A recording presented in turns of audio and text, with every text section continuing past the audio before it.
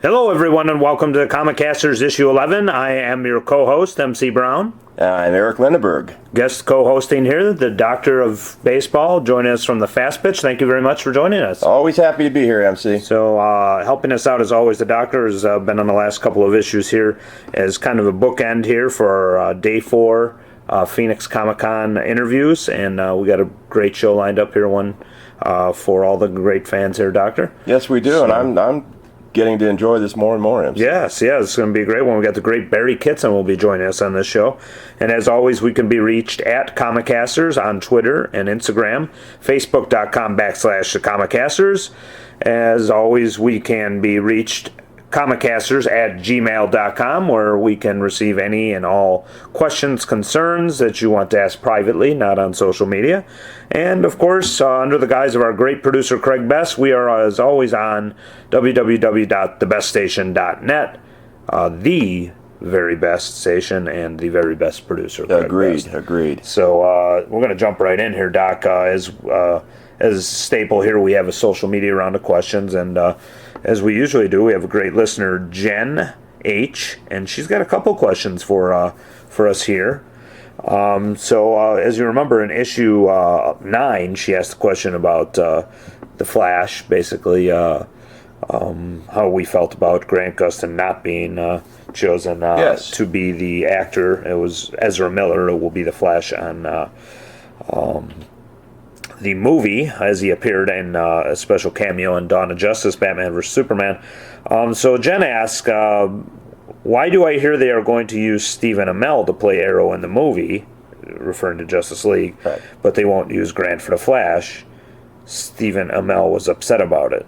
So I think what Jen is referring to is a recent article and comments came out that Stephen Amell was he plays Arrow, right, on the TV show Arrow. Now he's very vocal that they did not use Grant Gustin, who plays the TV Flash. Unfortunately, Jen, I don't know where you got some of the info. I believe it was pretty much stated that unfortunately none of the TV actors are going to be used for the movie ones. They're keeping the universes separate. Right. I don't know if that means, they just don't want to have any confusion or carry over storylines, but that includes Stephen Amell. So the latest or biggest rumor we hear is the Sons of Anarchy actor, Charlie Hunnam, as the doctor said there. He's actually been rumored to be connected to the Green Arrow role. And, I know Charlie Hunnam's work. I have for years, and I think he'd be an outstanding choice for that role. Yeah, and he looks the part. I mean, obviously he's had the goatee and the blonde hair. And it has appeared pretty prominently in Sons of Anarchy. Sons of Anarchy. He was also in the movie Cold Mountain, played a very memorable part in there. Yeah, I had not seen that. Evidently, there's a chance that he may abandon, I guess, the upcoming role he might have in Pacific Rim 2 to actually take Green Arrow's role in Justice League, Jen. So that could be the Green Arrow in the movie. So, and people who are fans, I don't know if Jen is fans of Sons of Anarchy. I know you have watched the show in the past. Absolutely. I've not seen it, unfortunately. And I will say this, one of the main reasons I continued to watch was Charlie Hunnam's performance. So, yeah, I'll look forward to that. It sounds like he would be probably a great Green Arrow for I think the show. Yeah, so it's not going to be Stephen Amell, unfortunately, Grant Gustin. Stephen Amell was vocal about Grant, not being used for the Flash, but unfortunately, they're not going to use the TV characters. Sadly enough, Doctor, and this has happened already due to the Suicide Squad movie and such, the Arrow TV show has been affected as they've been mandated to take some of the characters they've had on their show that might be appearing in the movie universe and actually, make them disappear, so to speak. I guess it's safe to say. Which means basically, quote unquote, kill them off. Right. So they have. I mean, it's hard to believe that they actually really killed Black Canary. Again, when the seasons are over, I usually try to either binge watch them or wait for the Netflix to do it. Right. Unfortunately, hopefully this isn't a spoiler for anybody that, if it is for Arrow, if you have not seen the latest season of Arrow, I suggest that you pause the show right now or skip ahead if you can. Black Canary was unfortunately killed on the show, and she was recently rumored to be, a couple, I think, the Mad Max Fury Road, one of the girls from there was rumored to be Black Canary in the Justice League movie. That's why she was killed in the show. So and there are a lot of reasons that we don't know about until afterwards that these things happen. yeah, they don't want actors. to. Yeah, they don't want to confuse this. So basically, their thoughts on it are no confusion. TV version. Get that character off the table. Give us time to reestablish this character in the movie. May not be a popular decision with fans of the show, but unfortunately, the movies are a little bit more important in Warner Brothers' eyes. So that is what's Right, it really does going to come be down to happening. finances too. Yeah, and that's a huge thing. So yes, thank you for the question, Jen. She also had another one talking now Marvel wise. So Jen asked, so Deadpool 2 will be coming out, referring to the sequel that's guaranteed to happen now. Yes. Fox made a lot of money on Deadpool. The rumors have it. Excuse me. The rumors will it be Cable, as stated in the after credit scene. Why? Who do you want? Jen asked, who do you want to play him? I heard Ron Perlman and Dolph Lundgren could play him. Who would be good between the two? And she's referring to the futuristic mutant Cable. I don't know if you're familiar with that character, Doctor, but that's the son of X-Men characters, Cyclops and Jean Grey. And Cable's a futuristic dystopian future, and he's somehow going to make it into Deadpool, probably coming back in time for some reason. Boy, I would, if it was just me making that call, I'd probably go with Dolph Lundgren. Yeah, I would say so too. Ron Perlman has a unique look. He was perfect for Hellboy, but Yes. I don't know if Ron has the right look, I would say, for Cable, because Cable isn't, I don't want to say Ron Perlman is a beast by any means, but or hideous, but I would say Cable kind of still has kind of a, I know he's got the scar and a metallic arm, but he still kind of has a ruggedly handsome look, I guess, Yes. to use it, the silver hair. So Dolph would be good to continue some of the discussions, Jen. We actually, I just recently, I'll have to post an article on the Facebook page as well where Jen sent these questions in. To just go down some of them, Arnold Schwarzenegger was one mentioned. I don't know if he may be a little bit too well known for it. He's also a bit long in the tooth to be doing these things. Yeah, I don't know. I mean, certainly, I'd like that to would see. bring a lot of notoriety to it. What? Remember the original Frank Miller Sin City movie? The Mickey Rourke character, the way Mickey he Rourke. looked there. Yeah, I'd yeah. love to see Mickey again. Yeah, something like yeah. this. I don't know if he would fit that. I mean, he'd be crossing over from the Marvel universe. Right. Some of the names that fans might be familiar with attached to this might be Stephen Lang. Mm-hmm. He was one. His name is attached. John Hamm.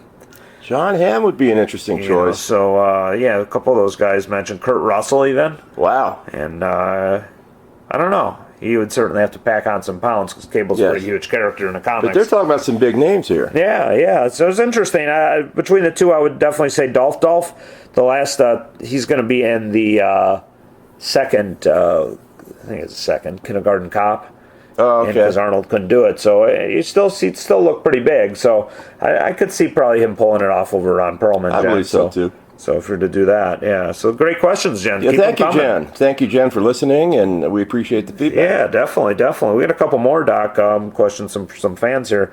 Cap for Life USA asks, what are your thoughts on Cap's mind control via cosmic cube implanted memories, I think, by the Red Skull? So this was revealed. I don't know, Doc, if you heard this was all over the news with fans going crazy that Captain America was the all along supposed to be a hidden spy for Hydra, which I have heard about Marvel this. Universe equivalent of the Nazis, I guess. I mean, as you know, I'm not as up quite, to speed but- on these things as you, but I have heard about this. Yeah. That's how much it's got around. So what happened now is in issue 2, this is what Cap for Life USA is talking about. Issue 2 reveals that this is why Cap was seemingly a Hydra agent. He thinks he is because the Red Skull is basically controlling him, which is a little bit of a technicality from what the writer said. But I can't even hold the writer to these things. It's like, do you want me to? If I'm the writer, do you want me to reveal all the beats and twists to my stories? Of course, I'm going to lie and tell you otherwise. Absolutely. Even if it was close to the fans thought about it. So, like we talked about in a previous show, I want to say it's possibly issue 6. I believe it was a show with special guest Dan Quiroga and Michael Bernstein. I think that was issue 6. We talked about that and fans overreacting. It's a gimmick. Right. It's a gimmick. It's, absolutely. It's something they're using to capture the fans, and the fact that probably not diehard fans that know that every twist and story, sometimes deaths are not even permanent in comics. Right. they don't realize that this was not going to be the case. This wasn't going to last. Captain America was not going to be Hydra or Nazis, as they've been accused of. It's just a terrorist organization. Yeah. But this twist in there, my thoughts on it is doesn't surprise me. I think it's used for a gimmick. It got people talking. It got people to look, maybe hopefully sample the comic and not just boycott it. Yeah, I think that's the idea. And I think that's controversial is what it is. Who was thinking about Captain America and the controversy much outside of the #1? This wouldn't have been mainstream news had this not been in there. And it's definitely made mainstream news. Yeah, so in Marvel's defense, it worked. Yes. So I would say good, because Cap shouldn't be a Hydra or Nazi sleeper agent, and it just, I think if anything, elevates the Red Skull and his villainy.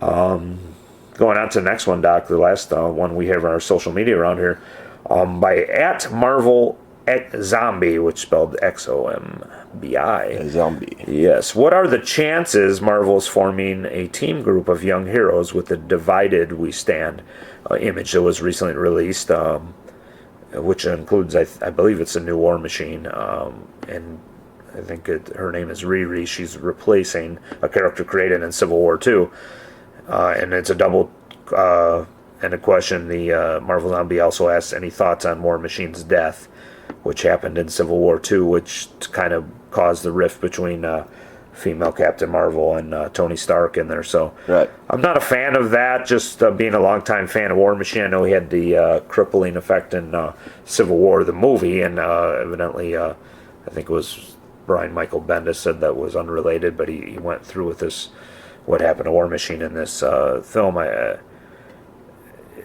Killing off a minority character, I'm not a fan of that either. I know that's been a big contentious for discussion, but the Riri character that Bendis has created in this story is a African-American girl who looks like, according to the image that Marvel Zombie's talking about too, is going to take over War Machine armor of some sort. So you're replacing one with another.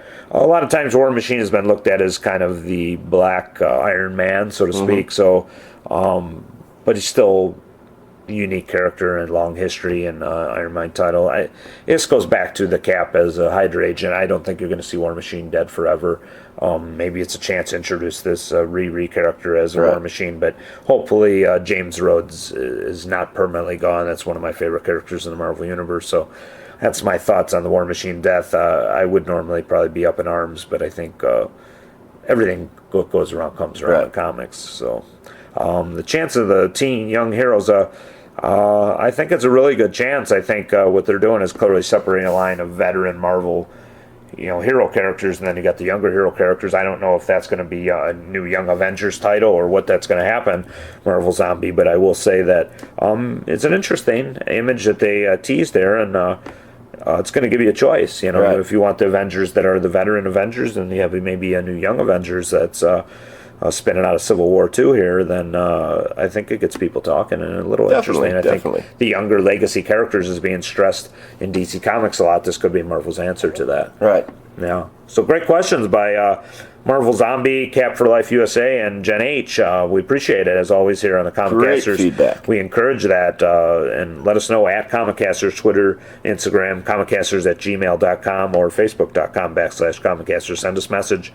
Any of those places, and we'll be happy to answer them. So, Doc, we're going to get to our Riddle Me This before the station break, and then we're going to obviously go to our great interview with Barry Kitson. And Barry, the British comic legend, known for a lot of his work on DC titles like L.E.G.I.O.N, Legion of Superheroes itself, JLA Year One, Brave and the Bold, which starred Flash and Green Lantern, The Order with Matt Fraction, just a lot of great work. I say that in an interview as well, kind of run down his That was really cool that you were able to interview him. Yeah, so here's the thing with Barry Kitson is a huge legend, and this doesn't underscore the other guests at all. A lot of the interview requests, unfortunately, Doc, as we know, and I don't hold this against them, some of them just don't have time. But Barry, very gracious to even give us a little bit of his time, and this was an exciting interview for me. Hopefully I didn't fanboy out too much and stuff. I was very excited to talk to Barry because I grew up reading a lot of his stuff, and Right. and I own a lot of comics that Barry drew, and just an incredible artist, very gracious, has a great reputation as being one of the nicest guys in the industry, and I can easily see why meeting him. So this is a great interview, and I'm excited to bring it to all the fans. I'm So, sure they're going to enjoy it. yeah, so I'm going to give the Riddle Me This. We're going to, after it, we're going to go to our great, we're going to station break, pay the bills, courtesy of Craig Best. When we come back, we'll have that interview with the great Barry Kitson, and then come back and we'll discuss it a little bit further here if you don't mind sticking around, Doc. Yeah, absolutely. I don't mind a bit. So here it is. Riddle Me This. I am one of the founders of Boom Studios. In 2003, I wrote the modern origin of Superman. I had an 8-year run writing the Wally West version of Flash and co-created Impulse. I am best known as the writer of works such as JLA Year One and the critically acclaimed Kingdom Come. Riddle me this. Who am I? We'll find out, not after this station break, after the second station You've break. got me with this one, I'm telling you. Riddle I thought I me had it for a this. minute. And we'll be back with the great Barry Kitson. The Comicasters will return after these words. Hi there. Judging by the thousands of membership applications that are pouring in, a lot of you must be organizing Space Cadet squadrons. And that's a great idea. You can get together for meetings to watch the program on Saturday mornings and plan your own projects. And we'd like to hear about your Space Cadet doings. But right now, Astro and TJ and I want to urge everybody who hasn't already done it to hurry up and send for your membership kit. And here's what you get. The official Academy ring, exactly like mine, with a Space Cadet insignia die-cut and finished in gleaming gold. The handsome stainless steel expansion band makes it fit any finger comfortably. And you get this official shoulder patch, too, embroidered in red and yellow on navy blue Sanforized twill. You can have it sewed right on your shirt or jacket, the way mine is, because it's guaranteed washable. And you get this certificate, too. A certificate of membership that grants you all the Space Cadet rights and privileges. Signed by me as unit leader and countersigned by Captain Strong and Commander Arkwright. Now, here's all you have to do. You send the tab from a bag of Kraft Dairy Fresh caramels or the wrapper from a nickel bar, plus 25 cents to Space Cadet, Box 26, New York 46. Be sure that your name and address are plainly printed or written on a card or paper. Attach the 25 cents with tape and put it in an envelope with a tab or wrapper from any size package of those wonderful, chewy, soft Kraft caramels. The address, Space Cadet, Box 26, New York 46. That's Space Cadet, Box 26, New York 46, New York. And if you sent for your membership kit, but it hasn't come, don't worry. We've been a bit swamped because so many of you have ordered kits, but you won't have to wait long.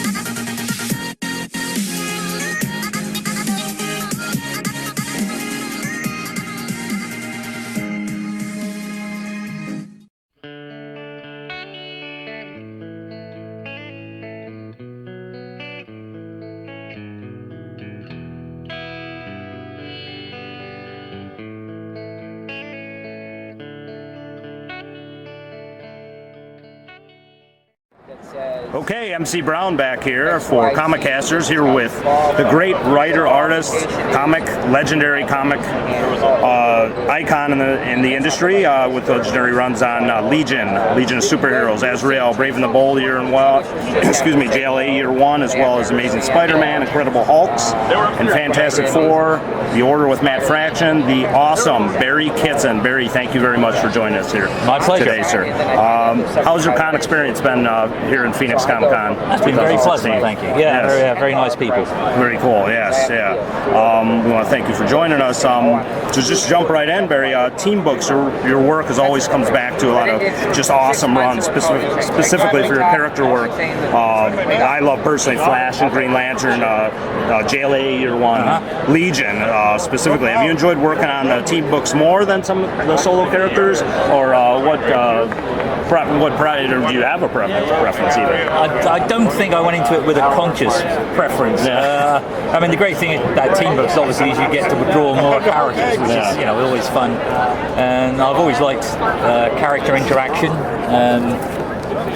So that's always been a big thing for me.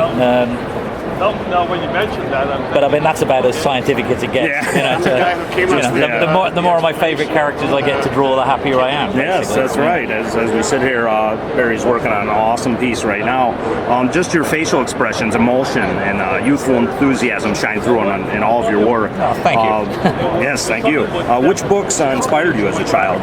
Is there art, and which artists influenced you? Initially Jack Kirby. He was the first sort of US comic I saw. I grew up in England, and it was so different from anything I'd ever seen. It completely blew me away, and that pretty much was what made me want to be a comic artist. And then through the years, just everybody whose artwork I've enjoyed has influenced and still does inspire me all the time.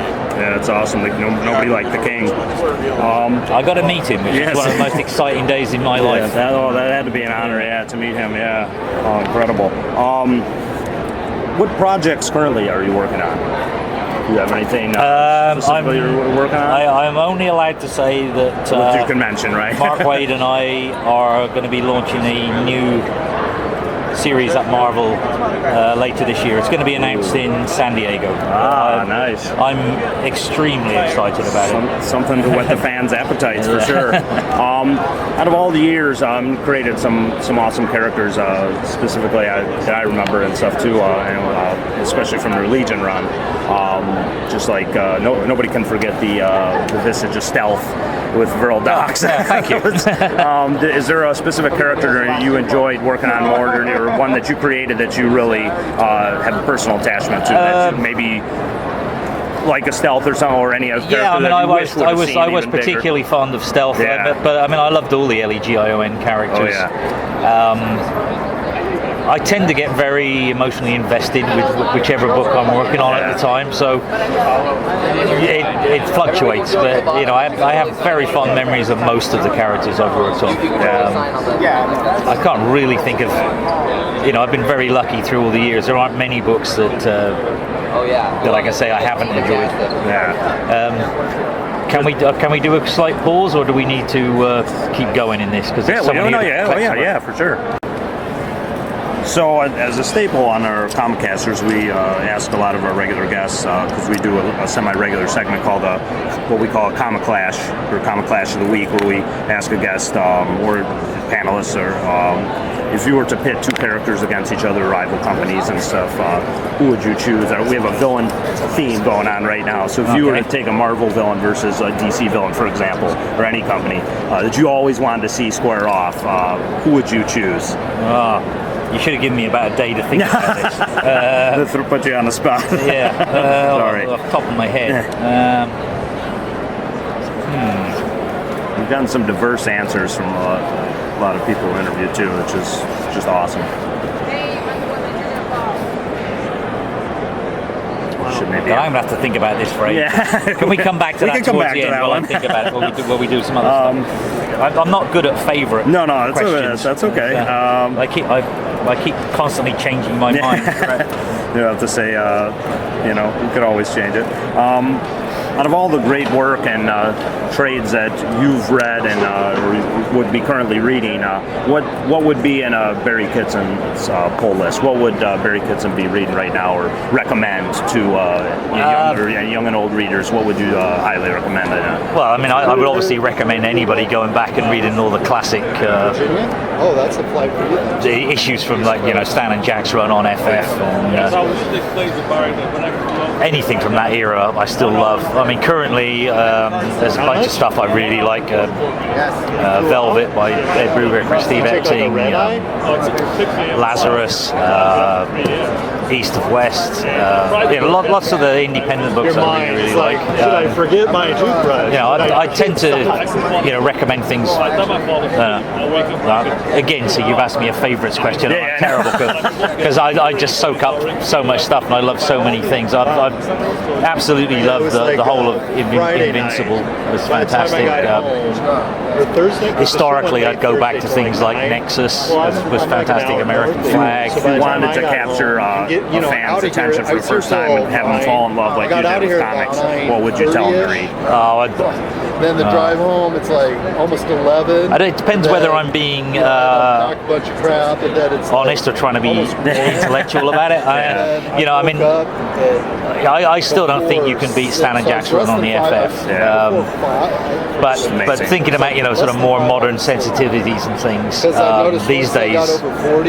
I can't make it through the night. What would I recommend? Probably anything that Mark Wade writes. Mark I've worked with for 25 years. You guys have that great chemistry that just makes just magic every time you guys work together. He just writes comics which I think get people involved and they move you.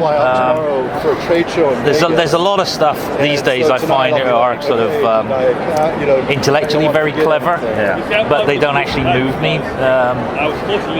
As a kid and growing up, the main thing for me was caring about the characters, and Mark just has a knack for making me care about the characters. Like his run on Daredevil was fantastic. So I'll stop there. But, no, that's great. I mean, I would, especially that's why we're here too. Just recommend anything that you guys did. And actually, as we're sat next to Kurt here, it reminds me. I mean, Astro City is a great series to get into if you haven't read superhero comics. Fantastic place to start and get a feel for the whole genre. Yeah, any of the legendary names for sure. Yeah, any of those, and any of those books would be great starts for anybody. Yeah, for sure. Yeah, we appreciate it. So, Barry, we're going to wrap it up. We're not going to take too much more time. We appreciate you taking time out of the con schedule to join us. It's been a pleasure. As you probably gathered, I'm happy to talk at great length about comics at any time to anyone. Oh yeah, we have the reputation to the fact that you answered us and stuff, and reputation in the business is being one of the most genuine, nicest guys in the industry, and one of the greatest artists. For any of us who've been reading for a long time, just awesome stuff. Thank you very much. We appreciate you joining us here on the Comicasters. It's totally my pleasure. I mean, I still have the enthusiasm and love of comics that I had from when I was a little kid, and if I do anything, I try and share that with I honestly think the readers are just as important, if not more important, than we are as creators. It's if I wasn't sat this side of the table, I'd be the other side. Yeah, without a question. Yeah, I think just to reiterate from earlier, just everything shines through because everything, the emotion and the character's liveliness, obviously, like you said, helps when you have a great writer like Mark Wade. Everything, the emotion of the characters come to life every time I read one of your stories. Thank you so much. It's just it's very impressive what you've been able to do for so long and just entertain all of us fans and let us know when we're reading, we're escaping into a world, and you could feel that emotion in the characters. There's very few artists like yourself that can do that and really draw us in and make us feel that story and stuff. And we appreciate that. Thank you very much. And I've come up with my villains to fight. Yeah. Oh yes. Okay. Cool. I'll take Iron Maiden from the Hollywood Thunder Agents versus Black Cat from Spider-Man. Nice. Okay. All right. So we'll have all the fans vote on a lot of the stuff together, and we'll throw that and we'll see. Yeah, we'll put them all against each other and we'll see what the fans think. Okay. We appreciate it. Thank you very much, Barry, for your time. Thank you. It's been good fun. Thank you. Thanks a lot. All right. Enjoy the rest of the con. The Comicasters will return after these words. We got ourselves a broken arrow. That's what we call it when we lose a nuclear weapon. My former commander's trying to steal me. He's dangerous. He's trying to kill me. Well, that doesn't mean I don't like you. He's unpredictable. You the man. I'm the man. Now, if I press this button, the Southwest will be a quiet neighborhood for about 10,000 years. He's unstoppable. You're out of your mind. Ain't it cool? John Travolta, Christian Slater, Broken Arrow, rated R. Starts Friday at theaters everywhere. And for 1975, these great new characters. Astronauts Alan Burton and Pete Burke. And the apes. Galen, grandson of Cornelius. Urko, the vicious soldier ape, and General Ursus, the nemesis of Dr. Zaius and the astronauts. Planet of the Apes Series 2, sold separately by Mego. Are you looking for special sweet treats for your 4th of July celebration? You still have time to get your mind control candy in cube form. Tasty flavors like Red Skull Raisin, Hydra Green Apple, and Captain America Red, White, and Blueberry. Available right now at stores everywhere, but get them while they last. The 4th is coming.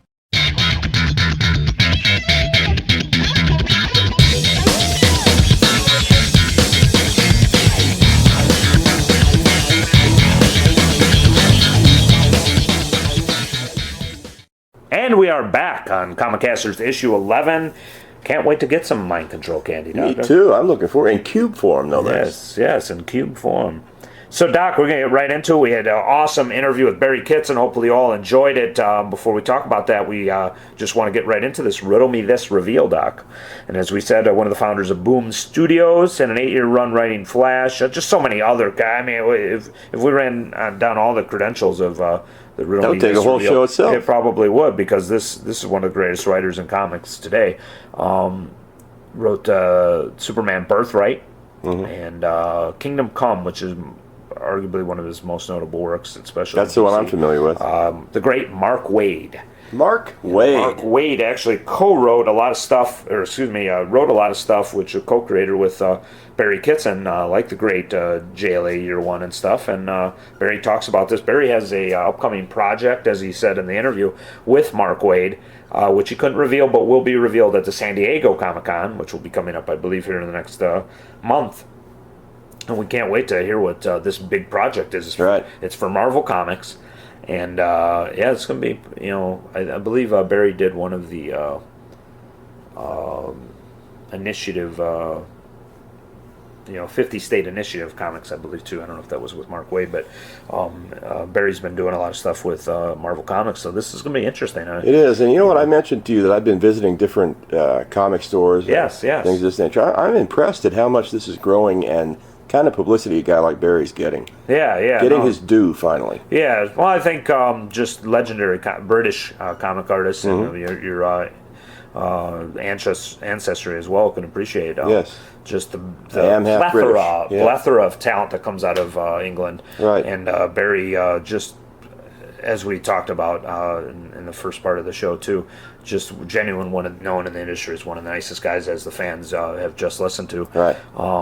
Just really gracious and appreciative, and like I said, he didn't have to join us at all. We didn't have to agree to do the interview, and I was very pleasantly surprised when I got the email back from Barry saying he was excited to talk with me. That had to be great news when you read it. Yeah, definitely, and I pleasantly surprised, and he lived up to his reputation for sure. Right. Just exciting stuff from Barry, and he talked about what he might have, going, couldn't reveal anything, obviously, with Mark Waid, just a little bit of insight into to Barry, and hopefully you all will look up some of his old works, and that kind of ties into a regular segment here on the Comicasters, Doctor, is recommended reading. So to tie this into Mark Waid and Barry Kitson, I would say if you can get your hands on the trade JLA Year One, that actually is a real fun, kind of great dialogue by Mark Waid, and just, as I mentioned to Barry in the interview, his facial expressions and his art, and just the characters really come to life in the story JLA Year One.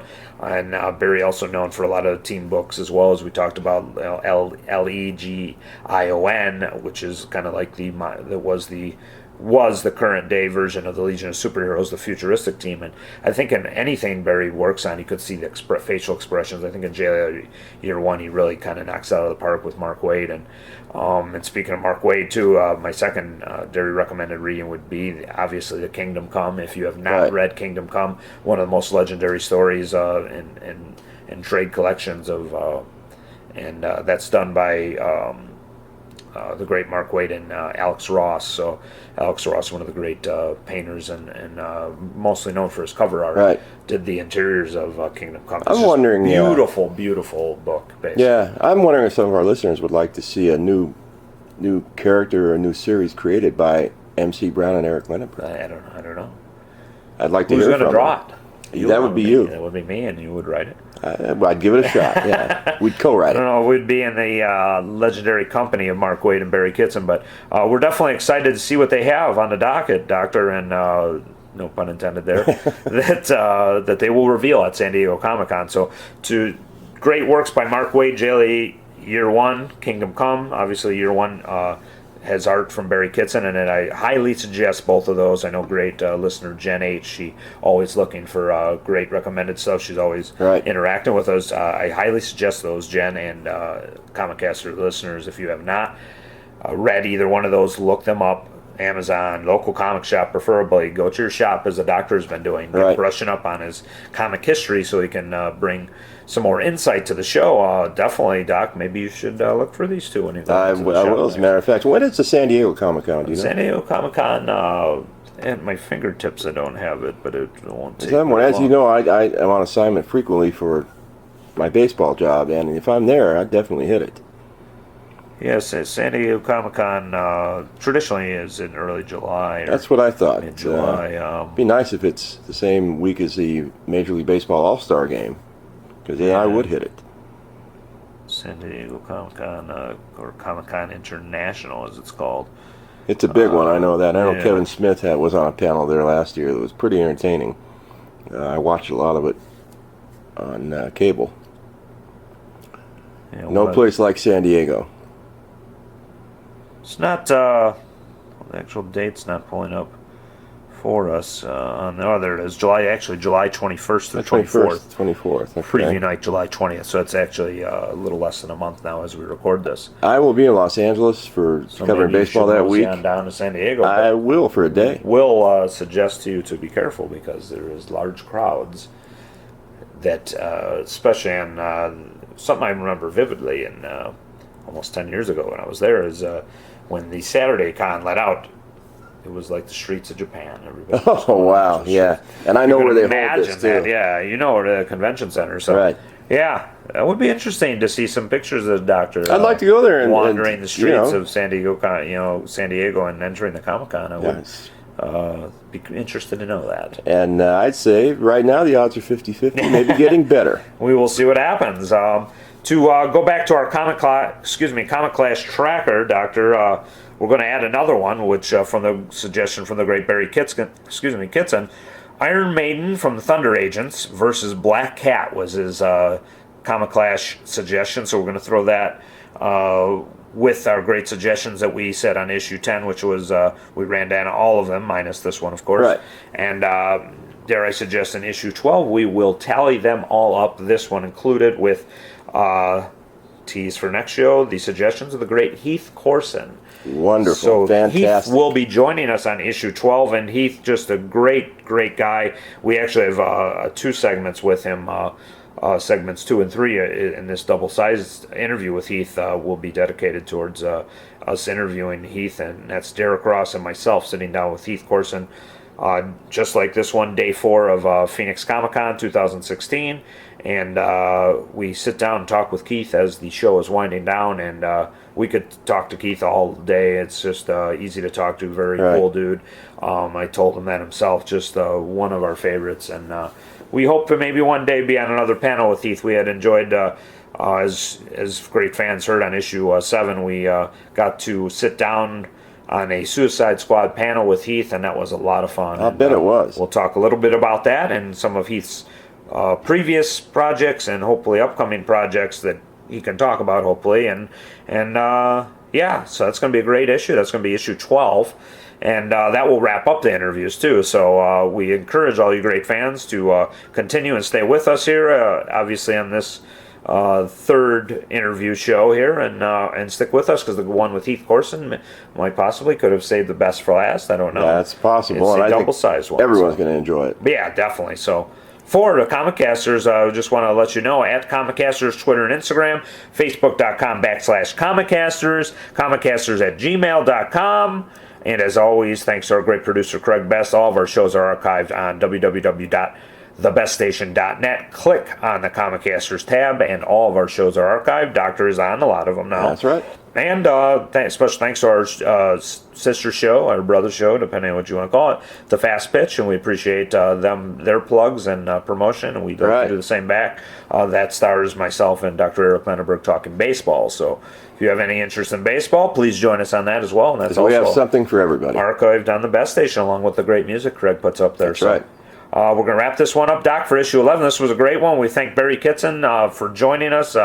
Can't say enough great things about the great Barry Kitson. Stay tuned that San Diego Comic-Con for the big news with Mark Waid of the Marvel project they have in the works. So we thank